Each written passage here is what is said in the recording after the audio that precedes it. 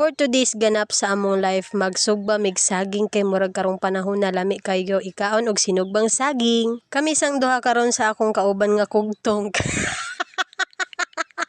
Kami sang duha karon kay ang akong kauban ambot lang kung asa natong duha. Kay tapulan man kaayo ta mag-clip-clip sa mga sinugba so giisa ra nako na siyag tusok sa tirungan nga binuhat ni Taroro. Kani nga time wa jud mi kasabot ni Boyboy kay ambot lang kung nagkadimao ba niyang among gibuhat. Ang kalayo kay wala nagpantay basta kay ang importante makasugba na ni Pites na no. Unya kay dili man mi makapaabot nga maluto ang saging so mauto sige jud na magpaypayan kay para musiga ang kalayo. So kani nga time kay sige mig pangatawa kay naluto na lagi siya pero sa tunga ra pod pagod pa jud. So another paypay na pod. So i-forward na lang nato ang video sa naluto na siya and tada, waki-waki pa si karugtong.